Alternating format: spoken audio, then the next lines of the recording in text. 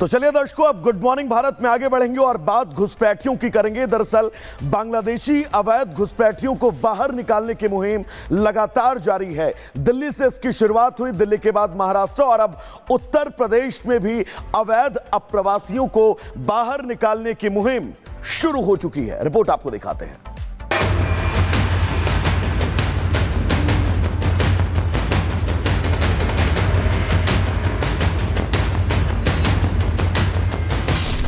घुसपैठियों में बढ़ी टेंशन, दिल्ली से लखनऊ तक एक्शन, चुन चुन कर होगा सबका हिसाब।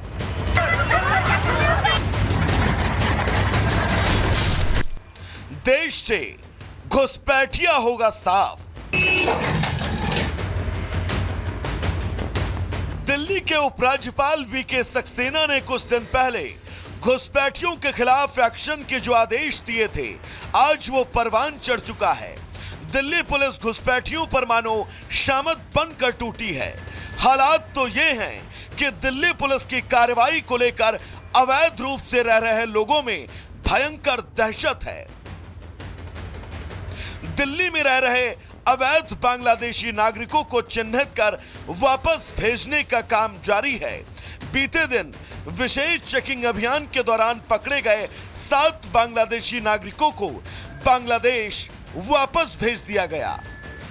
साउथ डिस्ट्रिक्ट दिल्ली पुलिस ने एक मुहिम चला रखी है, जैसे कि पूरी दिल्ली पुलिस में चल रही है, जिसके तहत इलीगल बांग्लादेशी माइग्रेंट्स पकड़े जा रहे हैं। हमारे जिले ने last week 5 illegal Bangladeshi migrants पकड़े थे। उसी केस में आगे काम करते हुए फर्दर इंटेलिजेंस डेवलप करने के बाद हम लोगों ने 7 नए बांग्लादेशी इलीगल इमिग्रेंट्स पकड़े हैं, जिसके अंदर 5 महिलाएं और 2 पुरुष हैं। और इनसे बांग्लादेशी आईडीज मिली हैं। इनको फर्दर वेरिफिकेशन के बाद डिपोर्ट कर दिया गया थ्रू FIR। ऐसा नहीं है कि बांग्लादेशी घुसपैठियों से दिल्ली की जनता ही त्रस्त है, बल्कि देश के बाकी हिस्सों में भी हाल कुछ ऐसा है। यूपी की राजधानी लखनऊ में बांग्लादेशियों के आतंक की एक पानगी देखिए। वहां अतिक्रमण हटाने गई नगर निगम को ही इनकी भीड़ ने निशाना बना लिया। हालात तो ये हो चले कि टीम में मौजूद लोगों को अपनी जान बचाकर वहां से भागना पड़ा। नगर निगम की टीम जो है एक अपना अभियान चला रही थी, तो कुछ जो लोगों ने उनकी टीम के ऊपर हमला भी किया है। अब भी नगर निगम की तरफ से FIR कर दी गई है। पुलिस जो है जल्दी से जल्द उनकी गिरफ्तारी करेगी, जो भी इसमें दोषी रहे हैं, और सख्त से सख्त कार्रवाई की जाएगी इसमें। नगर निगम की टीम पर हुई पत्थरबाजी और हमले का बांग्लादेश कनेक्शन सामने आने के बाद से लखनऊ की महापौर बेहद सख्त हैं और मामले को गंभीरता से लिया। उनका साफ कहना है कि लखनऊ में सब बर्दाश्त नहीं होगा। मैं कार्रवाई करूंगी। अब मैं कल से जांच करा रही हूँ पूरा, जहां जहां है। कुछ लोगों ने कहा हम आसाम के हैं, तो मैं उनकी लिस्ट मांगूंगी, वो गांव का नाम लिखूंगी और आसाम के मुख्यमंत्री से बात करूंगी, लिस्ट भेजूंगी कि जांच करें बिजली विभाग ने कैसे उनको कनेक्शन दिया। लाइट का कनेक्शन दे रखा है। पूज्य महाराज जी की सरकार है और महाराज जी की सरकार पे एक महिला अधिकारी पे हमला होगा, तो इसको तो महाराज जी बिल्कुल सहन नहीं करेंगे। तो मैंने तुरंत जो 50 लोगों का वहां पे झुग्गी झोपड़ी थी, सबको देख करके तुरंत बुलडोजर चलवाया और तोड़ के सबको बाहर किया। फिलहाल घुसपैठियों के खिलाफ कड़े एक्शन लेने का जो सिलसिला देश की राजधानी से शुरू हुआ, अब उसका असर देश के बाकी हिस्सों में भी देखने को मिल रहा है। देश के कई राज्यों में सरकारें अवैध घुसपैठियों के खिलाफ या तो मुहिम शुरू कर चुकी हैं या फिर उसका ब्लूप्रिंट तैयार है, जहां आने वाले समय में और भी बड़े स्तर पर बांग्लादेशी घुसपैठियों के खिलाफ एक्शन देखने को मिल सकता है। Bureau report, Republic Bharat. तो चलिए दर्शकों, आगे बढ़ेंगे और बात दिल्ली विधानसभा चुनाव की करेंगे। दरअसल अभी दिल्ली में विधानसभा चुनाव की तारीखों का ऐलान नहीं हुआ है, लेकिन आरोप प्रत्यारोप का दौर दिल्ली में इस वक्त लगातार शुरू हो चुका है। आम आदमी पार्टी तमाम मुद्दों को लेकर बीजेपी पर आरोप लगा रही है, तो बीजेपी भी आम आदमी पार्टी का जबरदस्त पलटवार करती हुई नजर आ रही है। पूरी खबर इस रिपोर्ट के जरिए।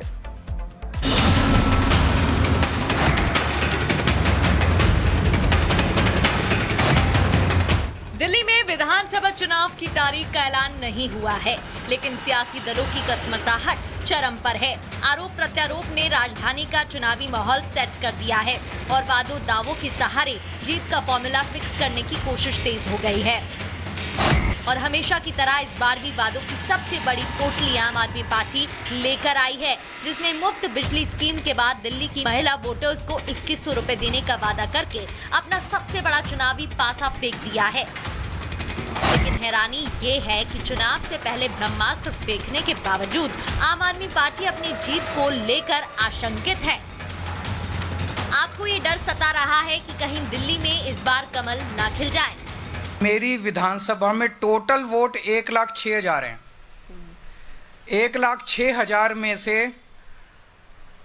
लगभग 5% वोट ये डिलीट करवा रहे हैं, 7.5% वोट ये ऐड करवा रहे हैं। तो चुनाव कराने का जरूरत ही क्या है? चुनाव बचा क्या उसके बाद? चुनाव तो कुछ नहीं बचा। 12% वोट अगर इधर के उधर कर देंगे तो फिर तो चुनाव कुछ बचा ही नहीं। खेल हो रहा है इस देश के अंदर चुनाव के नाम पे। केजरीवाल का आरोप है कि नई दिल्ली विधानसभा में बीजेपी ने ऑपरेशन लोटस शुरू कर दिया है। उनका कहना है कि बीजेपी इस बार दिल्ली में हरियाणा और महाराष्ट्र की रणनीति अपनाकर उनका वोट काटने का कुचक्र रच रही है, जबकि दूसरी तरफ बीजेपी आप पर पहले ही फर्जी वोटर तैयार करने का आरोप जड़ चुकी है। लेकिन दिलचस्प ये है कि इस बार केजरीवाल ने नए सिरे से बीजेपी पर आरोप क्यों चढ़े। उनके आरोपों की बिछाए पिच पर बैटिंग करने आप नेता संजय सिंह उतर आए और उन्होंने अपने परिवार की वोट का वास्ता देकर बीजेपी को घेरने के लिए पूरा माहौल सेट कर दिया। लेकिन बीजेपी भी कहां चुकने वाली थी। बीजेपी नेताओं ने कमान संभाला तो एक एक करके आपके सारे आरोपों की धज्जियां उड़ा दी।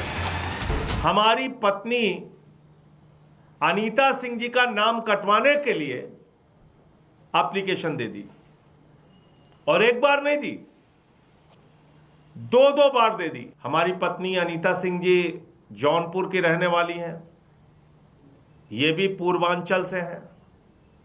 मैंने पूर्वांचल का मुद्दा उठाया, यूपी बिहार के लोगों का मुद्दा उठाया, तो अब इस बात पे लग गया कि इनको ही सबक सिखाओ, इनकी पत्नी का ही वोट कटवा दो, तब इनको अकल आएगी। तो मैं ये पूछना चाहता हूं अरविंद केजरीवाल, ये वोटर आए कहां से?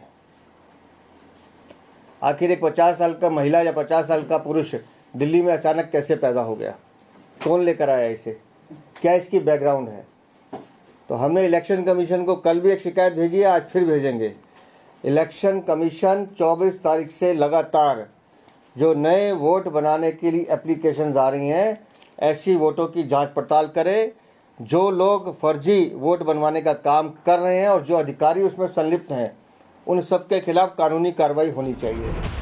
आपको बता दें कि बीजेपी का केजरीवाल पर आरोप है कि केजरीवाल रोहिंग्या के कंधे पर सवार होकर जीत की हैट्रिक लगाना चाहते हैं, जिसे बीजेपी जनता के सामने ला रही है। इसलिए आम आदमी पार्टी को बीजेपी रोड़े की तरह लग रही है। देखिए, अगर देश में कहीं भी अवैध घुसपैठिए हैं तो उनको अमित शाह जी ने घुसाया है। दिल्ली में अगर कहीं भी अवैध घुसपैठिए हैं तो उनको हरदीप पुरी जी ने बसाया है और इस बात की जानकारी उन्होंने 17 अगस्त 2022 को सार्वजनिक तौर पर ट्विटर पर दी थी।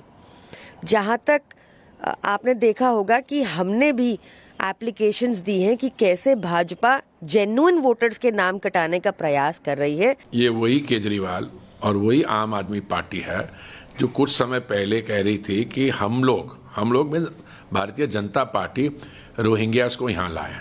ये खुद कह रहे थे, ठीक है। उन्होंने ये भी कहा था कि हमने पता नहीं क्या स्टेटमेंट दिया, हम सब क्लैरिफाई कर चुके हैं। आप मेरे को एक चीज़ बताइए, आपको लगता है कि रोहिंग्यास जो हैं, आपको लगता है किसी कंडीशन में वो लोग भारतीय जनता पार्टी के लिए वोट करेंगे? सवाल ही नहीं है। ये सब इन्होंने किया है। कुल मिलाकर भारी ठंड के बीच दिल्ली में आरोप प्रत्यारोप के इस नए दौर ने गर्मी बढ़ा दी है।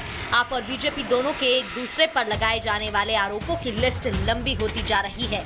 देखना ये है